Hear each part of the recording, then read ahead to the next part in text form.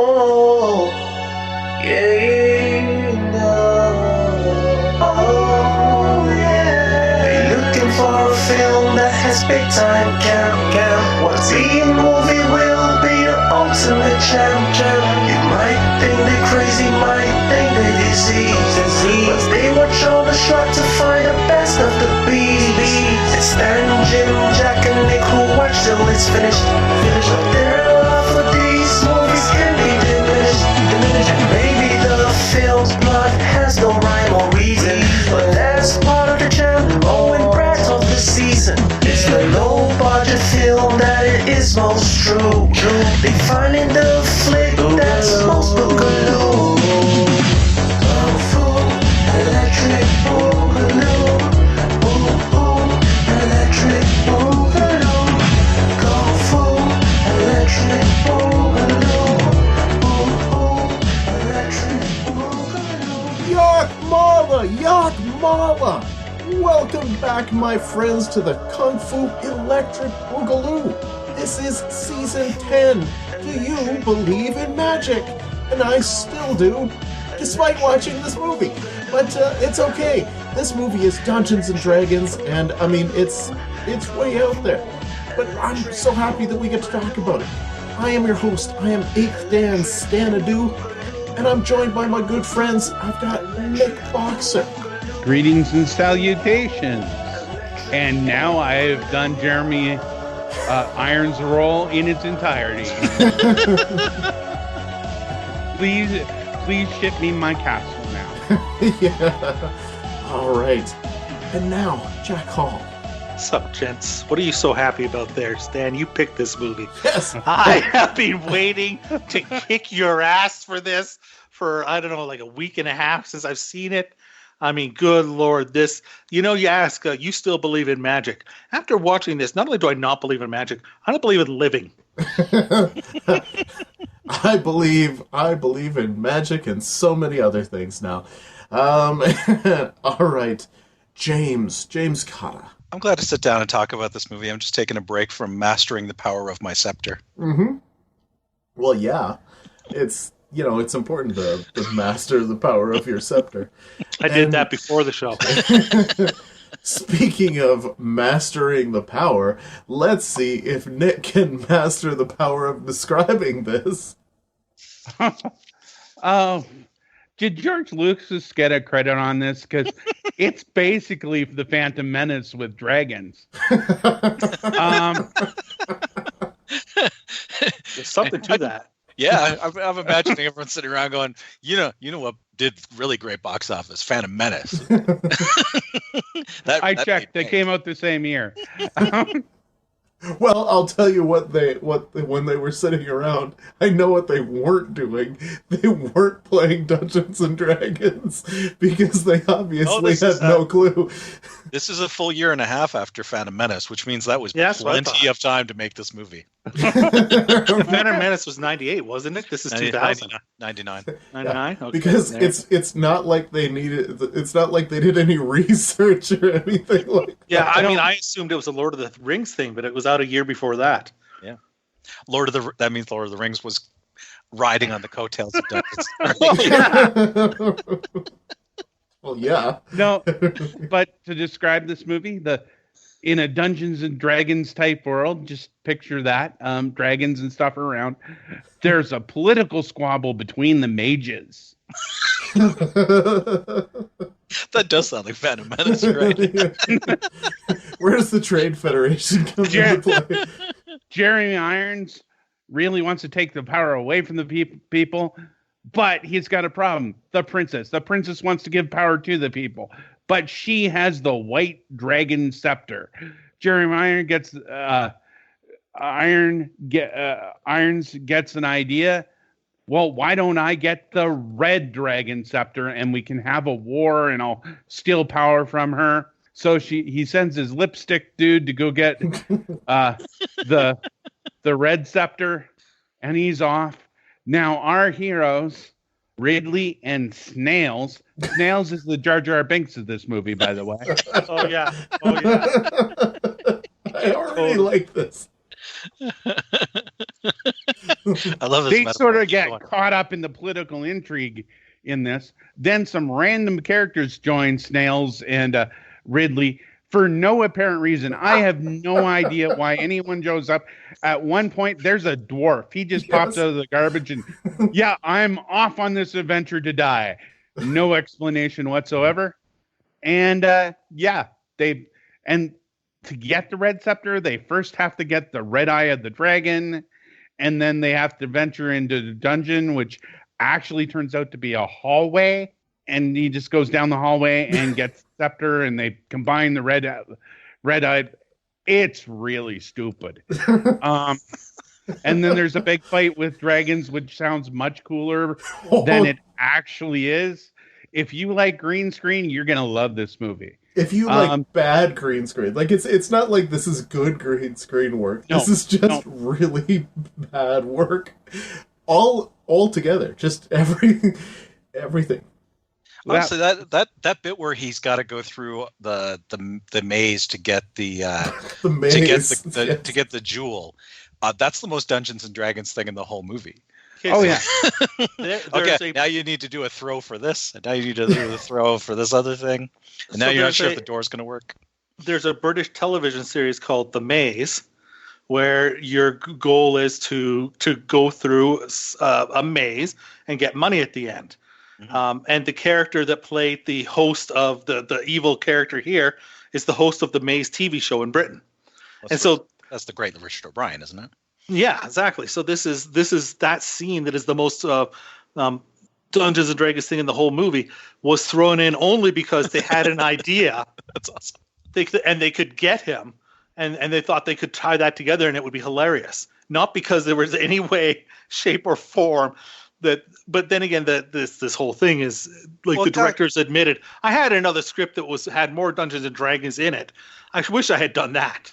You know, God bless him, because Richard O'Brien, I was so happy when I saw Richard O'Brien. Yeah. Not only do I love Richard O'Brien, for the first half of this movie, I thought the muscly guy with the lipstick was Richard O'Brien. So when They do look similar. So about the time that I'm like, well, no, Richard O'Brien has never been muscular.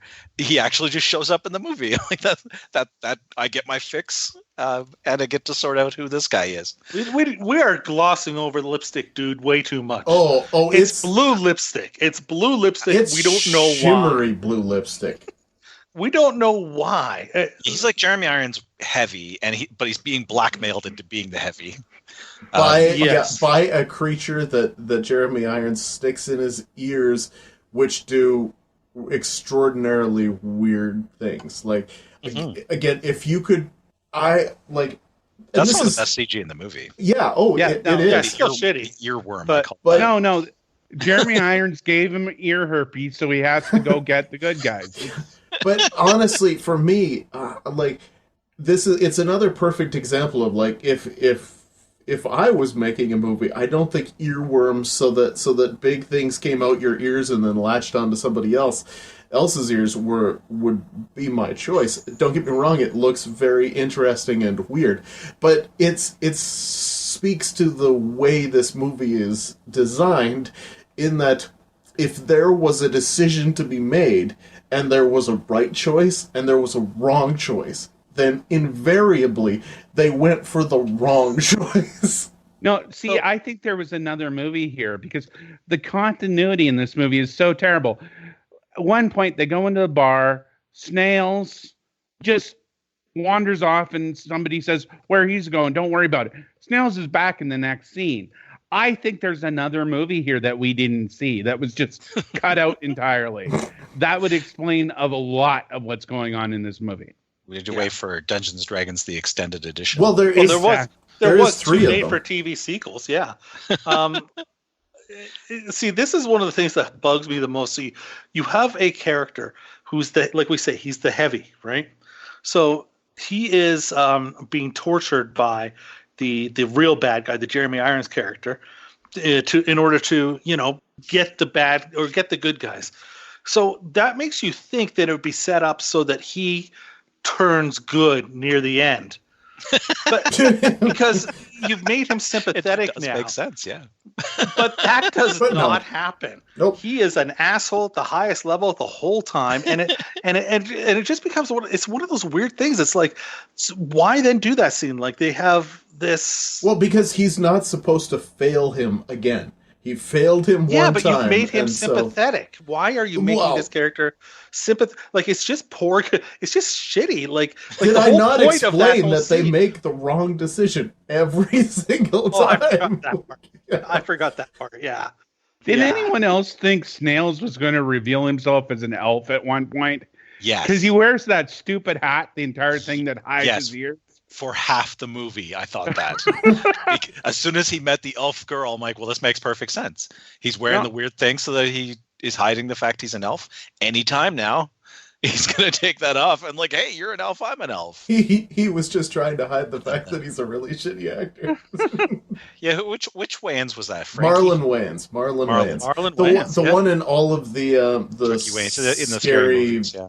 fakey Yeah, movies. and here's the thing. I saw his stand up like 4 years ago. Dude is phenomenal. You know? But in this, you just Well, like, it's again. terrible. It's like I don't know. I mean, I've played Dungeons and Dragons before. I mean, it's not my thing, but the truth is that I don't understand how you could sit there and be like, you know what's really going to add to this movie? We should put Marlon Wayans in it, because comic relief is what we need in the Dungeons and Dragons movie. It's just I wouldn't so- want- Yes, I wouldn't and want some Marlon- casual, almost racism. I don't know. Yes. I think you could take out the word almost. I wouldn't want Marlon Wayans at my Dungeons and Dragons game. let alone my Yeah, Dungeons and yeah, Dragons it's- movie. it's true. I will give it this as far as loyalty to the source material. This is exactly as entertaining as listening to someone talk to you about their Dungeons and Dragons adventure. I'd argue that it's actually significantly more entertaining. Oh, I don't know. This was such a chore. Like, this was such a chore. Like, you're watching, you're like, this is just bad movie making. Don't get me wrong. It's been 10 days, so I have seen worse films since then. I mean, I don't know that I've seen worse films as a whole, but that's to me that's part of the charm of this movie is that it's extraordinarily bad. Like it's beyond the lexicon of bad. I talked about it more in the last week than I have any other movie I watched in the last week. I talked about this more than I have The Irishman. Like, you know what we're doing on the show right now? Dungeons and Dragons. Well, today at work, two guys were talking. They're like, and Jeremy Irons is so good in this. He's phenomenal. And I'm like, hey, have you seen him in Dungeons and Dragons?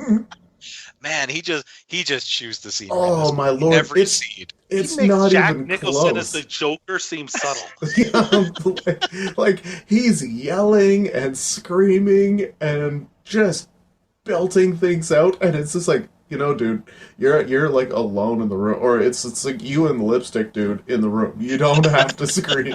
I don't know who this whole thing's for. Lipstick Dude seems to be unquestionably loyal, Yeah, given yeah. that you put an earworm thing in his head, and he's still here, and will be after he gets it out. Like, Yeah, like, yeah. It's not like he leaves. There's no redemption for the character. I hate it when a bad guy picks on another bad guy. It makes no sense. It doesn't do anything for them. Oh yeah, but what a just piece of crap this is. Did It's anyone just else such a think it terrible was film. weird the sword fight during the dragons? mhm. That all the swords glowed despite the fact they weren't lightsabers, and Yeah. and I'm pretty sure Ridley's wasn't magic. Yeah, well, one of them was a magic sword. I actually think that they just couldn't remember which one was supposed to be a magic sword and decided to make both magic swords. I love that you got this world-changing wizard, and the final battle comes down to swords. Well, The big face-off. Your mage does nothing in this movie. It's worse than having a cleric in your Dungeons and Dragons game. well, This it's mage does nothing. No, she saved Ridley, but let Snails die because he was black. But that scene where she saves him, literally, he comes out and he's starting the sword fight with Lipstick Dude, and she sits there watching him get his ass kicked for like 5 minutes, just stunned, like, I don't know what to do. And then she looks over and sees there's this bag that she can do magic with and goes, shit, I have magic. I forgot because it was convenient. And that was sound that you heard right there was me slapping my own forehead. And can anyone explain why the troll was, or not the troll, the dwarf was even there? Does he do anything in this movie? No, he does one thing. He does one thing. He when they are in the tavern earlier and they get into the map for whatever reason that I don't actually understand that part, but then again, it's a part of the movie, so that's totally fair. But its big flaw was being in this movie. Yeah, That made it much harder to, much more penetrable. They're in the map, and then Lipstick Dude and the bad guys show up. So the dwarf rolls up the map, and basically, instead of deciding to try for a backdoor, he decides to clomp down the stairs, being as obvious as humanly possible, and then basically try to get out between all the bad guys. But him picking up the map and trying to get away with it is truly the only thing that he does of any value in the entire movie, other than using his axe to beat off bad guys. He's in just about every frame after he's introduced. He's in a lot of them. Well, until you have that magic moment where your main male character has to go on alone because Of course. Because he's literally the least qualified out of the remaining party. So they got to entrust it to him. At no point in time is it made clear that he has had any training with a sword, and he seems completely incompetent. And all of a sudden he gets the sword and he's like the best fighter ever and just kicking everybody's ass. I'm like, what did this? But here's the thing: this is such a trope of fantasy movies. Of course, you have the character that knows nothing, and then suddenly he becomes heroic. But the problem is, it didn't follow any of the proper rules of that. It's just like one of those still get magical training usually. Yeah, exactly. But instead, in this case, it's just like snap and bang. He's good, but he's still an idiot. Even the fact that he kind of falls for the chick, and that's why he's a thief. And Wayans' character there, Marlon Wayans' character, Snail there, keeps on saying to him, "What are you being loyal to her for? She's a mage." And his motivation to help her is they don't even fully, flesh out the fact that it's obviously he just wants to bang her. It's just all of a sudden he's like, "Yeah, I'm just going to do what's right." Why? Why? You're a thief. It hasn't been nothing's established. Here's. I had something I was going to say. What were we talking about 2 minutes ago before this? The dwarf? The dwarf. Yeah. See, here's the part that gets me. It was the dwarf. So I'm watching this and I'm all pissed off because one of my few problems with Lord of the Rings is that all the dwarf characters, especially, Gimli there, it's like they have no dignity. They're like just comic relief. And nothing like they were in the books, just comic relief so we can have some kids come to the movie. And I'm all pissed off. I'm like, oh, they ripped off Lord of the Rings here and just made another dwarf just comic relief. And then I find out it's out like a year beforehand. I have to apologize to this movie now. It's hard to believe Thora Birch is also a good actor. Could she have been bored anymore? She was to return to the Phantom Menace metaphor. She is definitely the Natalie Portman of this. Yes. Oh yes. She must have said no to Harvey and couldn't get any more work after American Beauty, and ended up here in Dungeons and Dragons. What's the world after this or before this? I think it would have been before. Someone can check that. Now, so she's the princess. She's about to ascend to the throne. Empress. She's alternatively referred to. It is referred to as an empire. So I guess she is an empress. She would be an empress when she ascends to the throne. Are you sure she isn't referred to as Padme?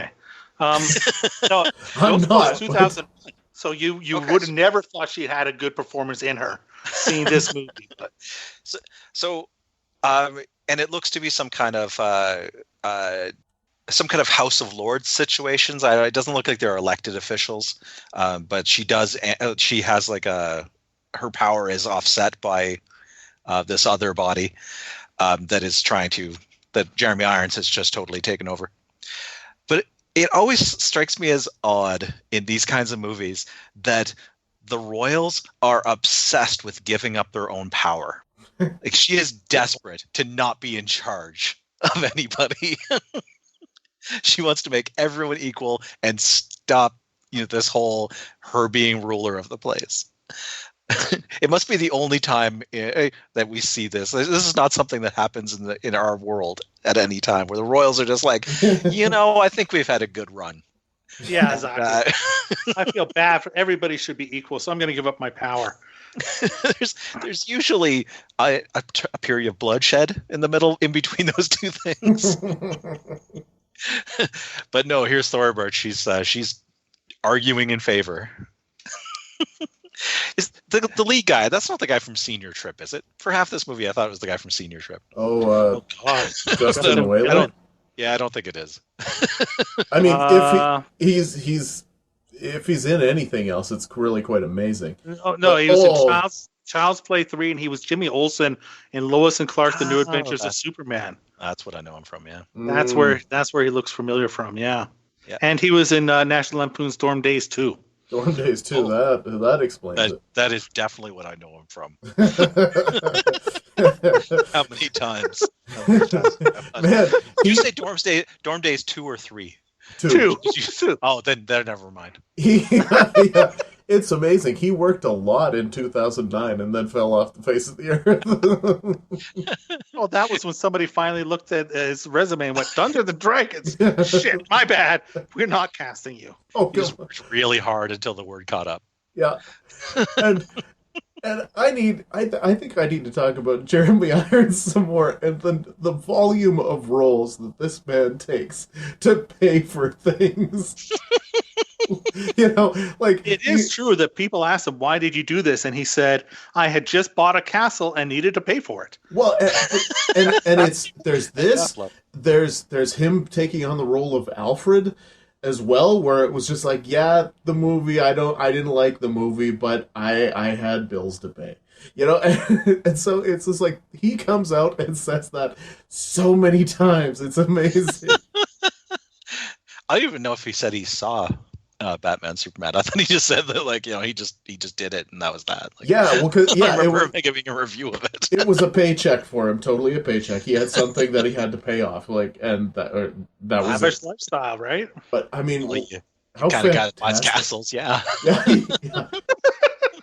That's probably not a one-off. I've seen your house pretty close to a castle. I mean, you're being a little extravagant there. Hey, I wonder if he bought the castle from Spellcaster.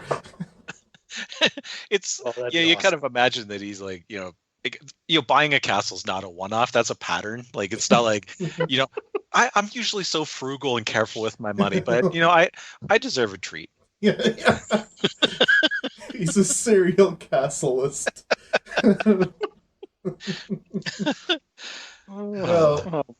But in all of these movies, he just gives it. I'll give him that. Serial over actor, no question. Well, that's the thing, is he's got to have so much confidence in his own ability that he can go, I'm going to try and ruin my career and then still get an Oscar role next week. Yeah, because nothing. He's Teflon. Nothing hurts him. Like, he's one of those actors that can walk back and forth, that could just right between the raindrops. Yeah. Like nothing sticks to him. It's amazing. This movie is completely. How about the fact that how about this one? The Marlon Wayans' character dies. Spoiler alert. The character dies. Which was great. You're supposed to. Yeah, exactly. I was actually way more upset when he came back to life. So here's. Well, he doesn't. It's implied that he's somewhere, and they set up the sequel, but luckily that never happened. But yeah, so the lipstick dude kills him. So they're having this sword fight where lipstick dude is beating him up, and he's being all, funny like he always is. And then all of a sudden, for some reason, I can't remember what it was, he's like, no, now I'm serious. And the guy says to him, "You can't be serious." Like lipstick dude, you can't be serious. You have to be kidding me. And he goes, "I've never been so serious all my life." And you're like, "Oh, well, now he's not screwing around anymore." And you're like, "It's gonna be now. Now, what's the fight gonna be?" And then he just gets his ass kicked just as bad. Like they set it up so this is the moment of his redemption, and he just gets his ass kicked and killed. And when he dies, you literally are sitting there going, "Thank God." It's the exact opposite of what you're supposed to have. So then the rest of the movie, that the other character Ridley there, the lead, he's like all sad and upset because his friend got killed, and you feel no sympathy for him because it's like, dude, how did you not kill him yourself before this? I would suggest that he was brooding, but I don't think his acting range included any more than that. You know? Oh man. Let's score this puppy. Oh, please, yes. All right. In our search for the ultimate B movie, we rate each film in 5 categories. Stan, how many of them are objective quality, just for the purposes of this film? 12. That's right, none. None of them are objective quality. That gives this film a chance. It doesn't deserve it. Let's for the one time, just make an exception. This one time only have 100 objective qualities. Or 50. All right, the first category we call schlock appeal, and we start with Stan. Well, the other day I was listening to some of the earlier episodes from this season as I was editing them, and Jack came out and said that, you know, the measure of schlock appeal is that you can watch a movie that you know is a bad movie, but you enjoy it so much. And so I was watching this movie and realized how truly bad a movie it is, because it is an abominable movie. There's nothing particularly good about it, but I was enjoying the viewing experience so much because nothing's right about it. So as far as I'm concerned, this is a schlock masterpiece. 10. Holy shit! Are you kidding? Now you're trolling us. No, you set those rules. I laughed my ass off at this movie. Really? It's a 10. Really? Actually, I kind of agree. I enjoyed myself. I had fun. And, I mean, they bought a name, Dungeons & Dragons. That's brand name merchandise right there. You get your audience. They're kind of slimy, but that's part of the schlock to, you know, sell something under a different title. Yeah, it worked for me, and it was a great time. They didn't cheap out on the god-awfulness of it. It just keeps going, and it gets crazier and crazier as the movie goes. So I have to say 8. It pains me. I think that's going to be my highest number for this entire movie, but 8 on schlock appeal. Well, Jeremy Irons will give it a 1. I'll give it a 1 for that. So Jeremy Irons is really schlocky. Dude, I watched this. I was so bored, so painful. There's nothing enjoyable about it other than Jeremy Irons being Jeremy Irons overacting. Like, it's just a terrible movie. It's horrible in every way. You got to give it one more just for the lipstick, dude, man. He wore blue lipstick the entire movie without a hint of irony. All right, 2. I'll give it a 2. I'm going to go right down the middle and say 8. I don't know how many times I've said, like, you know, over the past, I was at a Christmas party and I mentioned like Dungeons and Dragons, the one with Jeremy Irons, and everyone like who loves Dungeons and Dragons is like, Yes. And I'm like, I know. You think, right? Like you got a brand name, you want to hit the target market by not appealing to any of them. Yeah. Now there's a big resurgence in Dungeons and Dragons. This movie's not going to get its 20th anniversary Blu-ray release for it. Oh, but boy, oh boy, I would like love to hear that audio commentary with commentary by Will Wheaton and Joe Maglione. 8 for me. More heart than budget. Just before we start, reported budget of $45 million, yeah. which may be more than the last 2 seasons cost. This has got to be our most expensive movie. $45 million in the year 2000. It's one of the highest for sure. It's the first or second. Yeah. Oh yeah, I mean, which not is what? not quite blockbuster money, but mainstream movie money. Oh yeah. I mean, not mainstream movie special effects, but hey, you can't have it all. Well, no, and that's really it. I mean, they take that $45 million and they put it up their nose because there is, like, they certainly do not put it into any of the special effects. I don't know how much they needed to pay Thora Birch and Jeremy Irons and perhaps Marlon Wayans, but it is nowhere on the screen is it obvious that there is even $1 million budget. So for me, there is absolutely no question that this is a zero. This movie, for me, nobody wants to be here, and they know what it is. They are going through the motions at every step. You can almost see the look in Thora Birch's face when she's acting, just going, if I just quit and walk off, I am never working again. I signed a contract before this started. And that's everybody in this film, with the exception of Jeremy Irons, who, he chews up the scenery, but he's doing Jeremy Irons. That's what he does. And maybe also Marlon Wayans, but I'm not completely sure he knew this was a Dungeons & Dragons movie. He just showed up and did his routine. Maybe he got paid in weed, I think. Yeah, that's what this movie is. It's a paycheck for whoever was involved and not anything else. Please, nobody. I'll give it a 0 as well. I got a 1. All right. I don't know. Where is one iota of heart in this entire thing? There is no heart. They got the dude from The Maze, and that was pretty cool. Yeah, that's geography. That's not art. So I'll give it a 1. He's a Canadian filmmaker, so he the fact that he knew of this British TV show, The Maze, that's something. So I'll give it a 1. I mean, like, you can't even explain how Jurassic Park came out in 1993, and I don't know what the budget was for Jurassic Park. I guess it probably won't be $60 million in 1993. It looks like 63. This is 45. It's 7 years later. Dragons are essentially the same thing as dinosaurs. It doesn't even, and I'm not kidding, reach the quality of the dragons. Don't even reach the quality of Walking with Dinosaurs. Nevertheless, it doesn't reach it. It doesn't reach the quality of those blow up raptors that you buy at Halloween that walk around. It's unbelievable.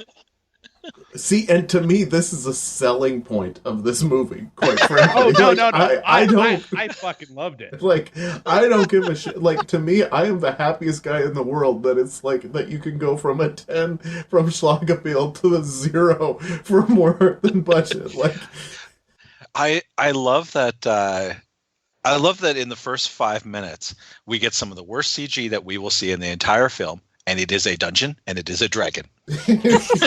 Oh, and that CG is spectacularly bad. The blood. It is. It's like video game cut footage for the first 5 minutes of this movie. It has Richard O'Brien. I'll give it a 1. What the fuck moments? Okay. Well, firstly, I have 2 really big what the fuck moments. Number 1 is that it was made. Because every decision was, what the fuck are you doing? I like it. It took him like 19 years to make it. Well, He was like 19 years old when he got the property. There's the Canadian who he's gone on to produce like a bunch of like made for direct to video movies. Like the guy who's Cortland Sutherland or something like that. Can't remember his name. What the hell's his name? You'd think I'd know this, but anyways, yeah. Like it took him forever. Like he was about to lose the property. Oh, so, Courtney Solomon? Solomon, that's it, yeah. All right. So Marlon Wayans being in this movie, what the fuck? There's no question about that for me. The blue lipstick, I mean, we've talked about it so much. It's what the fuck. Because, it's not like there's anybody else in the movie with blue lipstick, so it's just like, oh, that's part of his race. No. He's just wearing blue fucking lipstick for no good reason. At one point, they go into a magic school because they're trying to rob it. Every single prop in the magic school is what the fuck. Like, they pick up a tooth, and they're holding this tooth like it's, made out of, paper mache or styrofoam kind of thing. And they're just flinging it around. It's just like, you're not even trying. Not at all. There's a part where they need to go to visit the Thieves Guild. And there's a purple alien and his tongue. And that was what the fuck. The maze that actually was just a hallway. What the fuck? The earworm interrogation scene, where it's just like the two earworms pop out of his ears and connect to the other person's ears. It's like, I'm just looking at it and I'm like, what? But, and then, as we kind of talked about before, the mage only actually does one spell in the entire thing. And it's early, and it puts them in ropes, which obviously better be a spell, because otherwise all you would need to do was turn, and you would be able to be out of those ropes. So I sure hope that those were magic ropes. Definitely magic ropes. Definitely magic ropes, yeah, exactly. This movie's existence by itself is what the fuck. So, 10. The WTF that I'm choosing to highlight, anytime you have a simple, let's end this, give everyone a happy ending, and I don't understand what's going on. They're standing at Snail's grave, and a rock starts to glow. and Snails gets etched off of the rock. Is this rock supposed to be They his... say he's elsewhere. Yeah. I'm like, wow. Last time we saw him, he was stabbed and fell off the side of a castle or something. Like, there was no moment where you're like, well, he could have lived. Like, they're saying goodbye to him, and I can feel something's going to happen. I was like 99% sure that Snails was going to sit up out of that grave, sort of as a zombie elf, because I kind of still thought he was elf even at the end. I did too. And then a rock starts to glow, and then they end the movie, and I'm, what? I don't know what to do with this. I can't make up a narrative that this makes sense. You never will. You never will. Yeah. I mean, there's a lot of incompetence, but an enormous amount. Yep. But it's that WTF. I mean, there's a lot of WTF, but it's mostly incompetence. Hell, I mean, you look at the IMDb page of continuity errors. There's over 100, I'm pretty sure. It's pages and pages of just continuity errors. But WTF, I'm only going to give it a 5 because none of them were that entertaining. Yeah. It's generally just shitty filmmaking more than WTF. Yeah. So that's your argument. I understand that to a degree. I mean, it is like let's. I think that to me this film is summed up by the fact that we have these elf characters. So at one point, one character is hurt. I think the lead character is hurt, so he has to go and meet the what do you call it? The elves or whatever. And like the lead elf, like the like elf king saves his life or whatever. And everybody's talking to him and they're like, well, how did you do that? And he's like, well, you guys use magic. We are magic. I'm like, that's just like such stuff. What does that even mean? Like, I'm like, then why are you saving the world all the time here? Why are you letting all this shit happen? Like, nothing makes any sense in this film. I'll give it a strong WTF score of 7. I'll give it a 7. that exchange where they're talking about magic is it is like the number one WTF for me. It is It is the season of magic after all. So, elves equal magic. Humans use magic. Then he says all things are magic, and then he says dragons make magic. That's right. That's true. Yeah, when you dive a little deeper, it's even more. Good Lord. It is the worst explanation for what magic is that I have ever heard. There's one part where they've escaped into the sewers and I think it's Jeremy Irons or Lipstick Guy yells, I want people posted at every sewer entrance and exit. Are those two things? Yeah. Is it only one-way traffic? Like, I think in medieval times sewers were a little different. There were ins and outs. It was more like a digestive system. It's magic.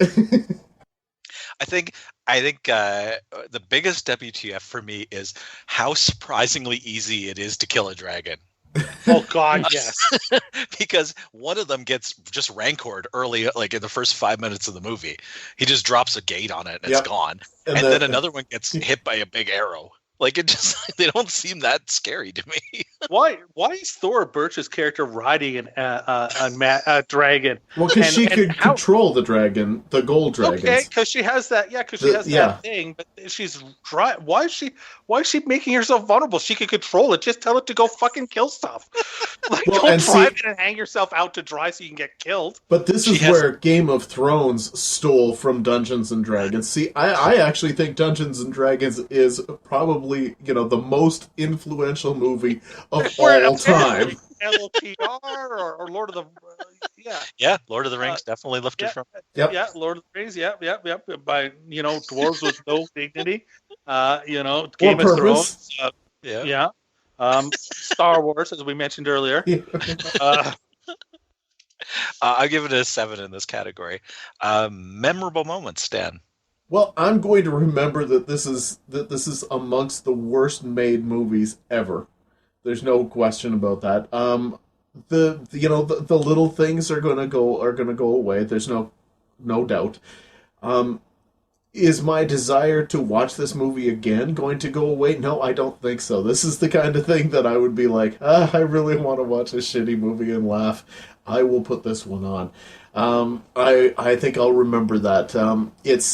It's more of the fact that it's just so incompetently done that I am going to remember. Is that a positive for it? I can't necessarily say, but I'll give it a 6. Yeah. You know what? I don't know if I'm going to remember this. I'm going to remember the lipstick, so that gives a couple points. That's the WTF, though. Mm-hmm. Yeah. I think it's still. But I am going to remember it. But the rest of it, there's a bunch of shitty stuff in here. But if I want a movie with shitty CG, I'm going to go with The Scorpion King. If I want mildly racist Wayans brother shit, there are 10 other movies like that. So I don't know how much of this is going to stick. If I want, but this combines all those things. Absolutely not so.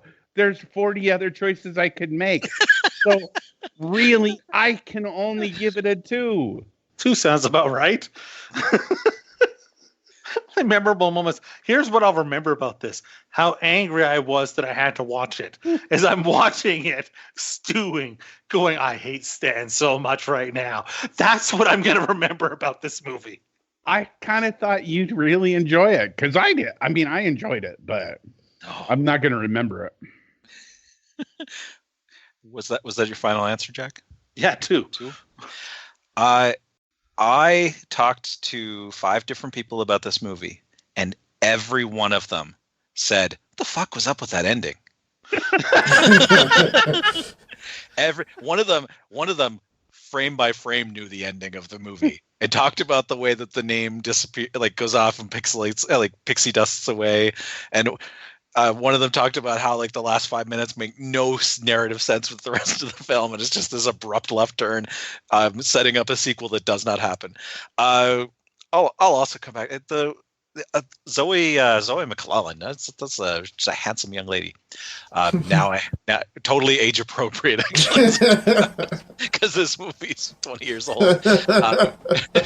She was the handsome lady of my age that was a designated survivor. Yes, she is 45 years old, so perfectly acceptable. Bonus points for how many people told me that they remembered it, like having not liked the movie. They still remember the ending very clearly, so I'm going up to an 8 on that. That means the WTF of that moment should be higher, but not the memorable moment. The scoring system is vague at best. Yes, I believe that every single 100 of these, one of us has scored things based on different criteria. And absolutely, Jack, your rules change season by season for what each one means. So. As it should be. That's Boogaloo of me. I have a wheel I spin every time I'm asked for a number. Is it? And it just has 0 to 9? Is that what? -4. Crazy concept, Stan. Crazy concept. Well, Dungeons and Dragons by itself is not crazy. Like you would think to yourself, hey, making a movie out of a Dungeons and Dragons, out of that, that just seems like smart filmmaking for the most part. Try to get yourself a property out of it. Making this movie out of Dungeons and Dragons is bug nutty, is what that is. So for me, I'm going to go 9 because of sheer incompetence. Wow. I love it. Wow. Your wheel may be broken. Oh man, this is the wheel, and it spins. This is okay. We got the property of Dungeons and Dragons. Let's make that movie, and they did, but failed on every level. That's not concept. That is, we got this property. Let's get a party together and have them fight dragons and a bad guy and but they didn't even try to tell Dungeons and Dragons. That's well put. So I can give it a 1. Yeah, you're screwing up it's not that's not concept. That's something else. I would agree. I will give it a little more because to me, here's the crazy concept. If this is true, and I doubt it is, but according to this director who's directed 3 movies, all wildly considered horrid. Perfect. And this is his first movie that he directed, and he apparently pitched. It was the Wizards of the Coast people who make Dungeons and Dragons told him he had to direct it, and he pitched to other directors, and they kept turning them down, saying, "No, you're the one who knows the property." One of those other directors that apparently he pitched was Francis Ford Coppola. That's a crazy concept. What are you talking about? Exactly. That's what I'm saying. But that this guy ever thought that was a thing. Yeah, that's what I'm saying. So bonus points for that. That's exactly what I'm saying. The fact that Wizards of the Coast would go, what's he ever done? You're more qualified to direct this movie than that Coppola guy. That to me gives it a 4. I'll give it a 4 based on that alone. I like that it's a Dungeons and Dragons movie that involved what you remembered from flipping through it at the bookstore. Yes. That's truly the crazy. It didn't even bring it home. I'm going to give it a 5. All right. That closes out a very contentious round of scoring. One of the most rot ones we've had on this show. Well, I love this movie, so yeah, I'm glad I brought this. I had a lot of fun with this. The difference in scoring between mine and Stan is maybe the biggest difference of any movie so far. Is it bigger than that Big City Blue or whatever the hell that I don't know. I don't know, but surprisingly, Nick and Jack ended up with the same scores. Oh, really? For seemingly having very different reactions to the film. They both ended up That's with crazy. only a 16 out of 50. So a 19-point spread there from the two guys to Stan, and I was almost exactly halfway between. And each season we have 6 secret modifiers. This film does have 2 of them. It gets a +1 for having magical creatures. It does get a -1 for going over 95 minutes, being one of the longest films we've done so far at 107 minutes. Yes. We've done a couple of long ones. Beastmaster 2 was long, and then this one. But Beastmaster 2, though, felt it's 100 minutes. This felt 5 million minutes. Oh, no. I did watch this over 2 nights. That's cheating. That's cheating. You can't get a proper score on how sweet this film is. I am well skilled. I'm a trained professional. Do not try this amount of boogaloo at home. There's a lot of boogaloo in this. That gives us a final score of 48 out of 100, which is exactly the same score as Santa Claus. Right ahead of The Big Bet and right behind Monolith Monsters. There you go. All right. Another one in the bag. Dungeons and Dragons. How did that movie not go directly to DVD? I'm the $45 million budget says that it did. I'm actually wondering if this is is this the first? This may be the first film we've done from the bottom 100 on IMDb. Oh yeah. Lowest rated that films on seems IMDb. unlikely. I think it is actually, because there's a lot of there's some that are just political. From Justin to Kelly, that's just politics. and the movie. And I imagine that at some point we will get to Shaquille O'Neal Steel, which is yeah. But for sure. I think it is actually the first movie from that. Just a quick glance. Though Jaws 3D we end up doing on the show. That's right. Yeah, and I'm really surprised that Frankenstein Conquers the World isn't on there. Well, it's the bottom 100 is like a 4 out of 10 and down on IMDb, and there's probably some limitation for like how many movies get voted, that kind of thing. Yeah, I mean, sometimes you got to like the big budget it's like ones. Every movie Paris Hilton's been in is on the list, so that really eats up a lot of space. Including One Night in Paris, because I enjoyed that one. Oh boy, it's only considered a short. How have we not gotten Paris Hilton yet? How can you tell? How can you tell it's considered a short? I'm going to tell the dude she was in with it. You said that about him. The whole movie takes place in the time it takes to compose a good tweet. Can we end this podcast before Jack talks about porn more? That is totally fair. Okay, yeah, so I can get off. We can get off screen, and I can talk to you about porn. Yeah. Okay. Next episode that's coming up, as we get so close to the end of this season, Warlock 2: The Armageddon. This one was brought to us by Nick, so I know that's gonna be should be boogaloo. You know, Nick likes his boogaloo. Yeah. Yeah.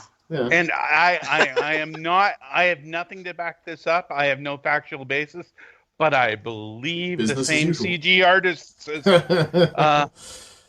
as Dungeons and Dragons may have got their start here Okay. at All right. Warlock 2: Armageddon. Well, I'm just hoping that it's as good as Dungeons and Dragons then, but Lesser scale, but yeah, of same course. quality. Okay, Jim, let's do some business. All right. Please subscribe and review our podcast on your favorite podcast app or on YouTube. You can also follow us on Instagram at Kung Fu Electric Boogaloo, and you can follow our podcast sponsors, We Talk Podcasts, on Twitter and Facebook. Sweet. I think that sounds like fun. Just like this show. It's fun. It's fun to do this. Okay. Yeah. Season 10, Do You Believe in Magic? It's moving on with Warlock 2: The Armageddon, and then we've got that episode, and then we're going into talking about which movies are going to appear on and are going to get ready to enter the Octagon. So that's going to be tons of fun for a couple weeks from now, whenever episodes from now. So if anybody has anything else to say? Nope. All right, let's go home. So for Jim, and for Jack, and for Nick, I am your host, 8th Dan Stanadu. So thanks for listening to the Kung Fu Electric Boogaloo!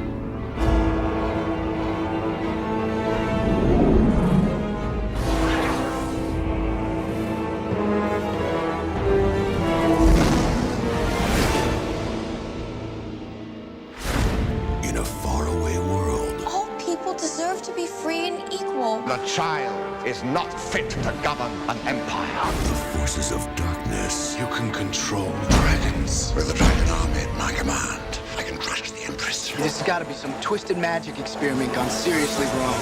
Have threatened to conquer a kingdom. What can I do to stop Profion? If you can obtain the Rod of Savrille, you could control red dragons. I suggest we lay low, let the whole thing blow over, come back, rob everybody. There's one small problem. Problem?